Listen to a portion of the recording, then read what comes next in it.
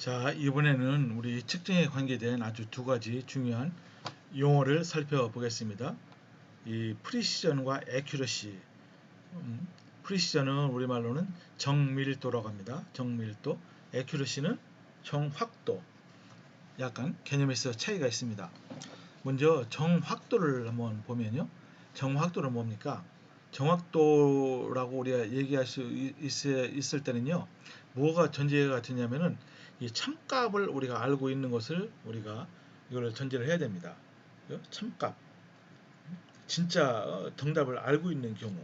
그래서 정확도라는 것은 참값에 얼마나 가까우냐. 그죠? 이제 그것을 말할 때 우리가 정확도라고 합니다.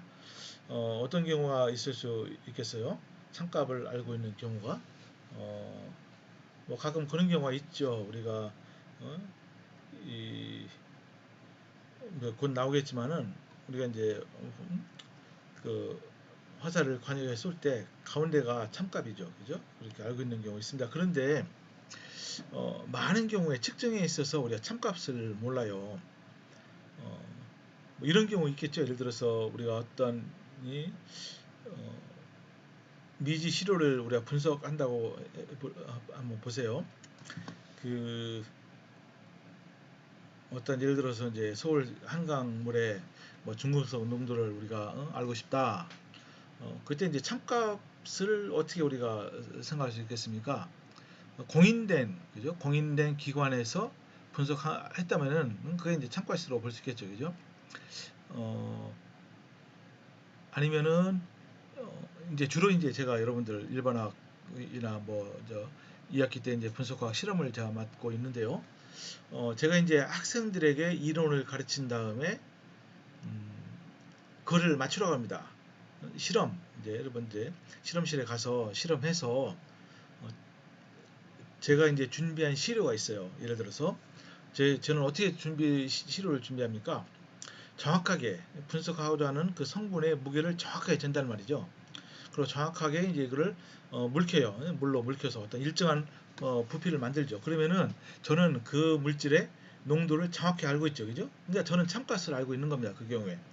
근데 그러고 이제 제가 학생들에게 요구하는 것은 여러분들이 이제 여러분들 잘 실험 기술을 잘 이용해서 실험 방법은 다 이제 책에 나와 있으니까 제가 준비한 그 물질의 그 농도를 알아맞추시오, 그 양을 알아맞추시오. 이제 그렇게 이제 한단 말이죠. 그럴 때 참값을 알고 있고, 그럴 때 우리가 정확도라는 그런 말을 쓸 수 있는 겁니다. 그죠? 그러니까 참값에 근접하면 정확도가 높다. 참값으로 멀리 떨어져 있으면 정확도가 낮다. 그렇게 하는 거죠. 그죠? 하이 애큐러시, 로우 애큐러시 그렇게 얘기할 수 있어요. 반면에 프리시전은 정밀도입니다. 정밀도는 이 참값을 뭐 알아도 되고 몰라도 상관없어요. 이것은 측정을 한 번만 하는 것이 아니기 때문에 여러 번 측정했을 때 그 측정값들이 얼마큼 서로 밀접하게 이게 분포하느냐 이제 그 정도를 갖고 따집니다. 그러니까 정밀도가 높다는 것은 측정하는 데 있어서 어떤 일관성이 있다는 뜻이에요. 그죠? 한 사람이 열 번 측정했어요. 그 10번이 어떠한 특정한 값 주위에 많이 몰려 있어요. 그럼 어떻습니까? 이 사람은, 이 학생은 실험을 참 잘하는구나. 그죠? 근데 어떤 학생은 막 퍼져 있단 말이죠. 그럼 정밀도가 낮은 거죠. 그죠? 이제 그런 거를, 그런 의미를 뜻합니다. 근데 이 정밀도가 높다고 정확도가 반드시 높은 건 아니에요. 음? 한번 요 예를 한번 가지고 설명해 보겠습니다. 요 예가 이제 항상 나오는 예입니다. 어떤 그 일반학 책을 봐도요, 요 예는 항상 나와요. 여기 이제 저 관역이 있죠. 여기다 이제 우리가 이건 화살 아니냐? 이거 뭡니까? 이거 다트라고 하죠. 다트. 다트 여러분 이거 해보셨습니까? 뭐 저는 갖고 있지 않지만은 저는 뭐 여러 번 해봤어요. 그래서 이제 여기에 딱 들어가야지 이제 점수가 높은 거죠. 근데 미국에는요, 요 다트 컴피티션이 아주 크게 있습니다. 이거 사람들이 아주 굉장히 구름처럼 몰려요. 그래서 이제 여기 보니까 어떤 일정한 거리에서 이거를 가지고서 던져서 여기 보면 이거는 너무 굉장히 간단하게 나왔지만 여기 굉장히 미세하게 이렇게 이제 금이 쳐 있죠. 거기에 다 집어넣는 거예요. 그래서 어떤 일정한 점수로부터 시작해서 늘 때마다 점수를 이제 제해 나가서 다 없앨 때까지 누가 이제 빨리 없애느냐 이제 그걸 갖고 경기를 하는데 아주 기막힙니다. 아주 이 다트 거기에 나오는 선수들 보면요 너무너무 잘해요. 아주 거기 아주 굉장히 미세한 영역 여기 아주 굉장히 미세한 영역에 주로 이제 세 번을 던지는데 한 번 할 때마다 세 번을 다 이제 다 집어넣더라고요. 근데 그 사람들 제가 보고서 놀란 것이 그 사람이 왜 이렇게 하나같이 뚱뚱한지 모르겠어요. 왜냐면은 이제 이유를 알죠. 여러분 나중에 미국 한번 유학 가보세요. 어디 이제 식당 같은 데 가면 어떤 식당이 있냐면은 여기 이제 이렇게 이제 다트를 걸어놓고 뭐 거기는 술도 팔고 그러죠. 한쪽에서 이렇게 던져서 노는 그런 식당이 있어요. 거기서 이제 하도 이제 그 식당을 많이 애용하고 또 먹고 이런 데 놀이를 하니까 사람들이 살이 많이 찐 것 같더라고요. 어쨌든 잘 보십시오. 이렇게 이제 5개의 요 다트를 던졌어요. 근데 요게 이제 요게 목표가 요 가운데인데 이렇게 전부 다 이렇게 퍼져 있으면 어떻습니까? 이거는 애큐러시가 높은 거예요, 안 높은 거예요? 여기 관역 중심으로부터 떨어져 있으니까 아주 low accuracy, 아주 accuracy가 정확도가 낮은 거죠. 프리시전은 어떻습니까? 역시 요 5개의 다트가 뭐 마구잡이로 퍼져 있으니까 프리시전도 낮은 겁니다. 반면에 이건 어때요? 이거는 accuracy는 형편없지 안 좋죠. 여기서부터 떨어져 있으니까. 그렇지만은 어때요? 요 근방에 많이 모여 있으니까 프리시전은 높은 겁니다. 반면에 이건 어떻습니까? 이거는 에큐러시와 프리시전이 전부 다 높다. 이제 그렇게. 그죠? 이건 너무 굉장히 이제 아주 직관적으로 우리가 딱 보면은 알 수가 있는 거죠. 그죠? 자, 그 다음에요. 아주 중요한 개념이 나옵니다. 이 개념은요, 여러분들 내내, 여러분들이 화학이나 생명과학을 하지 않으면 모를까, 여러분들이, 이제 좀이라도 하게 되면요, 요 말은 항상 이제 따라 나옵니다. 이게 뭐냐면요, 이 significant figure라는 말이 있어요. 우리말로 뭡니까? significant 하면 아주 중요한 의미 있는 figure는 뭐죠? figure라는 의미가 여러분들 영어 보면은 여러 가지 의미가 있어요. 뭐죠? 예, 그림이라는 것도 있고 인물이라는 뜻도 있고 이게 또 숫자라는 뜻도 있어요. 숫자. 일단 넘버라고 안 씁니다. figure라고 써요. 그래서 significant figure 하면은 유효 숫자 그렇게 거의 공식적으로 이제 그 용어를 쓰게 됐어요. 유효 숫자와 그리고 계산 그리고 유효 숫자의 개념은 뭐냐 그걸 어떻게 계산하느냐 이제 그겁니다. 잘 보세요. 유효 숫자 아까 다시 한번 잠깐 보겠습니다. 저 뒷부분으로 돌아가면요. 요 눈금을 여러분 읽었잖아요. 요 눈금 이게 이제 20.15로 이렇게 읽었잖아요. 그죠? 그럼 어떻습니까? 201까지는 정확하죠. 이건 오차가 전혀 없는 거고 5가 오차가 있죠. 그죠? 그러니까 U 숫자라는 것은요. 이 확실한 숫자와 마지막 하나의 불확실한 숫자. 그죠? 그거를 유효 숫자라고 합니다. 왜 유효하느냐? 그 의미가 있기 때문에 그런 거죠. 아까 제가 열심히 설명했듯이 이게 비록 5는 불확실하지만은 의미는 있다. 그래서 유효 숫자라고 그렇게 얘기하는 겁니다. 무슨 말씀인지 이제 아실 거로 생각하고요. 그래서 유효 숫자를 우리가 카운팅하는데 이거는 직관적으로 이거는 뭐 딱 보면 알 수 있어요. 3, 4, 5, 6이라는 어떤 숫자가 있다. 그럼 이게 전부 다가 숫자가 다 의미가 있죠. 그죠? 3, 4, 5까지는 아주 이거는 정확합니다. 그죠? 에러가 하나도 없어요. 반면에 6이라는 숫자는 좀 불확실하죠. uncertain하지만 의미가 있어요. 그래서 이때는 유효 숫자가 몇 자리냐, 몇 개냐, 하나, 둘, 셋, 네 개의 유효 숫자를 갖고 있어요. 그죠? 그러니까 제로가 여기에 맨 끝에 제로가 있으면은 우리가 좀 생각해 봐야 되겠지만은 제로가 아닌 숫자들은 전부 다가 유효 숫자다. significant figure다. 그렇게 우리가 얘기할 수 있는 거죠. 근데 이제 만약에 제로가 들어있으면 어떡합니까? 예를 들어서 이게 3, 4, 5, 6, 0이 있으면 어떡하겠어요? 여기 0이 있으면은. 이 0이 유효 숫자일 수도 있고 아니면은 그냥 자릿수만 나타내기 위해서 0이 붙어 있을 수도 있죠. 그럴 때는 우리가 좀 조심해야 됩니다. 여기 이제 세 가지 경우가 있어요. 그죠? 잘 보십시오. 맨 앞에 여기 앞에 있는 유효 숫자는 어때요? 이 경우에 3456 앞에 0을 붙이는 것은 의미가 없죠. 그죠? 이때는 안 붙이지만은 예를 들어서 이 소수점이 이제 있는 경우에는 말이죠. 이렇게 0.048 그러니까 1보다 작은 소수점이 있는 숫자는요. 앞에 있는 0은 어떻습니까? 0을 안 쓸 수가 없죠. 그죠? 0.048 이게 0이 어떻습니까? 빼면은 0.48이라고 해서 완전히 다른 의미가 되는 거죠. 다른 숫자가 되는 거예요. 근데 요 여기 있는 0은 말이죠. 어때 의미가 있어요, 없어요? 이건 의미가 없죠, 이거는요. 그죠? 그래서 이때는 어 4, 8 요 두 개만 이거는 의미가 있는 숫자가 됩니다. 왜냐면 이거는 그냥 자릿수만 지정해 주는 거기 때문에 빼면 안 되지만은 이거는 유효숫자로 치진 않습니다. 그죠? 이때는 두 개의 유효숫자이고요. 반면에 0이 요 중간에 있으면 어떻습니까? 1607 이거는 0도 의미가 있는 거죠. 그죠? 이거를 우리가 의미 없다고 생각하면 절대로 안 됩니다. 그러니까 이것 땐 유효숫자가 하나, 둘, 셋, 네 개가 됩니다. 그죠? 근데 이제 문제는 뭡니까? 맨 끝에 있는 유효숫자는 어떻게 되느냐 이겁니다. 잘 보십시오. 이때도 여러분 조금만 머리로 생각하면은 다 직관적으로 다 알 수가 있어요.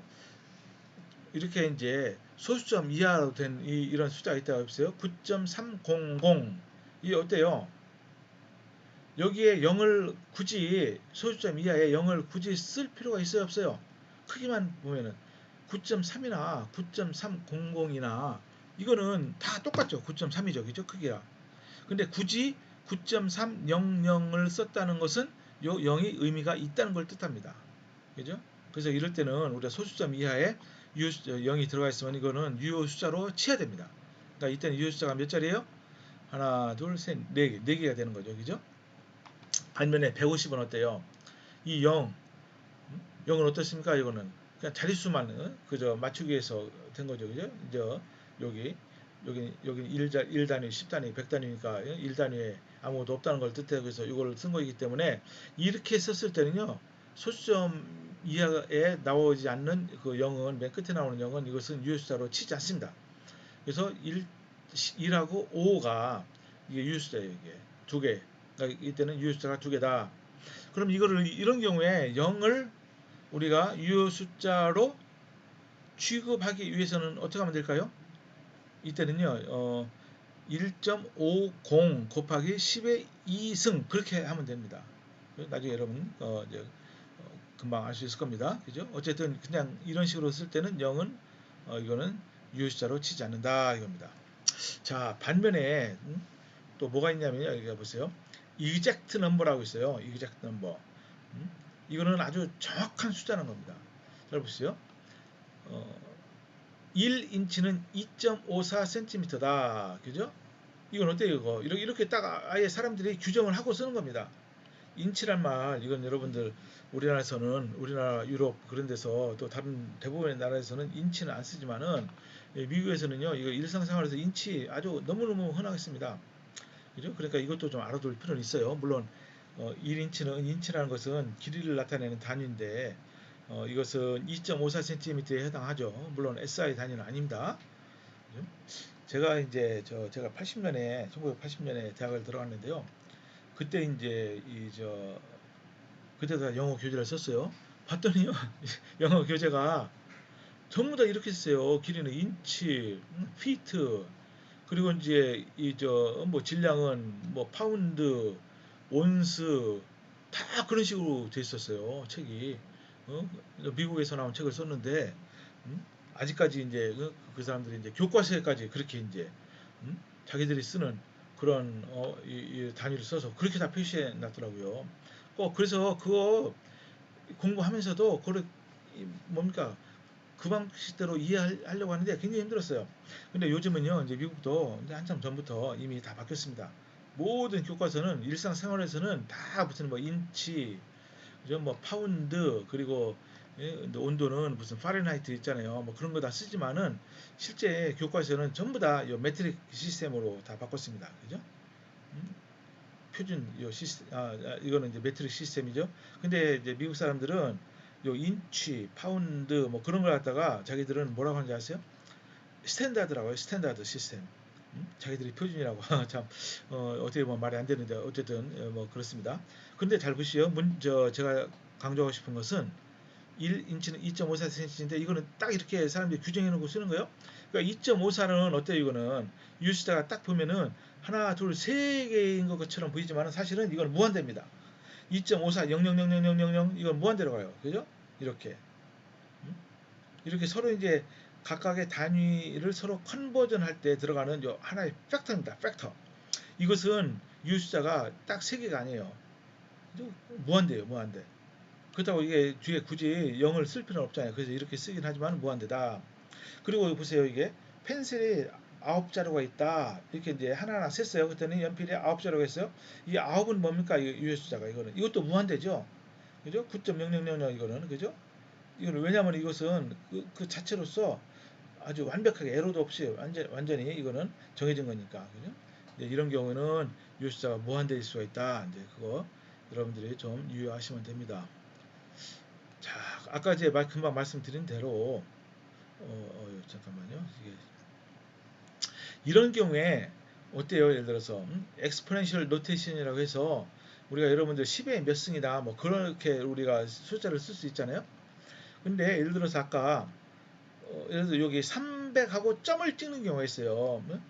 아까는 이제 점이 없었잖아요. 그죠? 150인가 그때.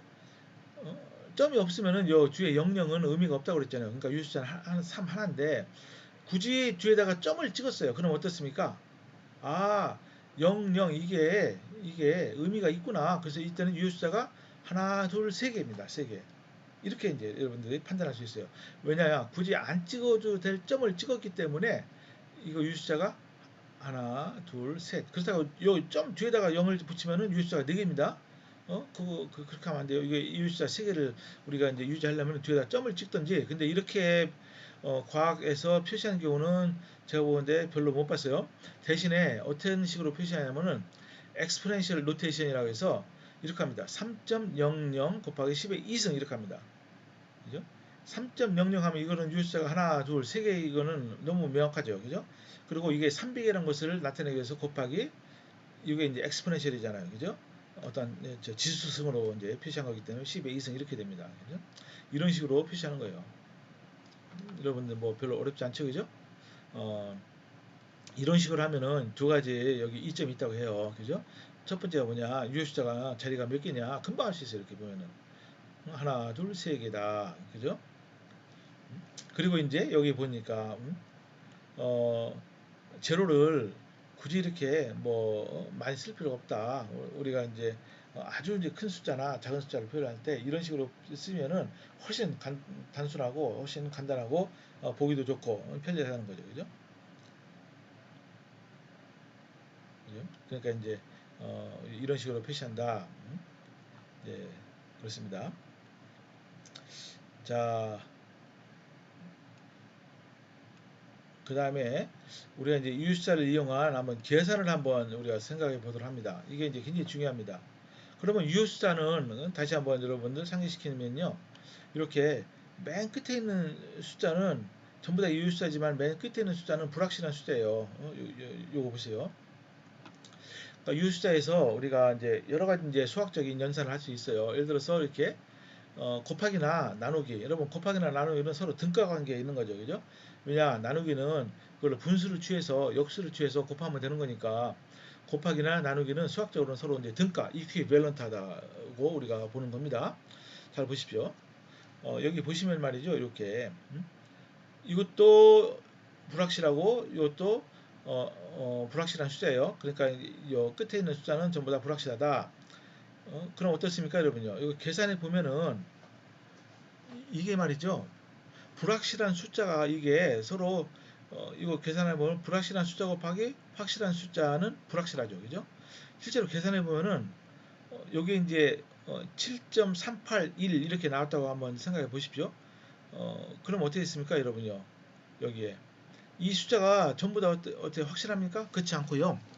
실제로 계산해 보면 알겠지만은 여기 어 3부터 불확실한 거예요. 3이 불확실하니까 8도 불확실하고요. 1도 불확실하죠. 왜냐? 여기 3이 이거보다 더 앞에 있는 요 위치를 차지하고 있으니까 3이 여기 소수점 이하 첫 번째 자리가 불확실하면은 그 나머지 밑에 있는 것은 말할 것도 없죠. 그죠? 음? 요 대장이 불확실한데 밑에 쫄개들은 다 불확실한 거죠. 그죠? 그러니까 어때요? 이렇게 불확실할 때 첫 번째 불확실한 것만 취하면 되는 거죠. 그렇지만 밑에 있는 것을 무시할 수는 없어요. 왜냐? 여기 보시면은 이렇게 8은 불확실하지만은 그래도 기하는 게 있습니다. 그래서 상당히 크죠. 4에 가깝죠. 그러니까 이때는 여기 8 여기에서 두 번째로 불확실한 숫자를 반올림합니다. 반올림. 이거 이제 영어로 라운드 오프라고 합니다. 라운드 오프. 이렇게 해서 이때는 어 8이 어때요? 이게 5보다 크기 때문에 이게 반올림 하면은 이제 여기 하나 올라가서 이게 4가 되는 거죠. 그래서 답은 7.4입니다. 그래서 이것을 우리가 일반화 시키면 어떻게 되느냐? 이렇게 곱하기나 나누기 된 말이죠. 계산할 때 이렇게 유효숫자가 적은 숫자로 맞춘다 이겁니다. 그게 원칙이에요. 그래서 이렇게 요거는 유효숫자가 하나, 둘, 셋, 네 개이고 이건 하나, 둘이니까 얻어진 결과에서 유효숫자를 두 자리만 맞추는 거예요. 요게 하나, 둘이니까. 그래서 7.4. 그러면 유효숫자가 두 개죠. 그죠? 물론 앞에 있는 7은 확실한 겁니다. 요 4는 불확실하고 이렇게 얘기하는 겁니다. 반면에 이 더하기나 빼기나 더하기나 이것은 전부 다 동일한 이제 연산이라고 볼 수 있어요. 왜냐 빼기는 이게 이제 마이너스를 붙여서 더한다는 그런 의미니까 이때는 어떻습니까? 이때는요. 잘 보십시오. 예를 들어 이 두 숫자를 우리가 더한다고 보세요. 23.445를 더한다고 보십시오. 여기 5가 불확실하고요. 더하기 7.83 이거는 3이 불확실하죠. 그죠? 한번 더해보면은 그냥 다 더해보세요. 일단은 여러분 계산기로 일단 해보는 겁니다. 불확실한 숫자 뭐 이렇게 처음부터 따지지 말고 다 일단은 모든 계산을 다 하는 거예요. 그러면 31.257이 됩니다. 그죠? 근데 보세요. 요게 불확실하니까 이것도 불확실하고요. 요 부분은 확실하지만은 요거는 불확실해요.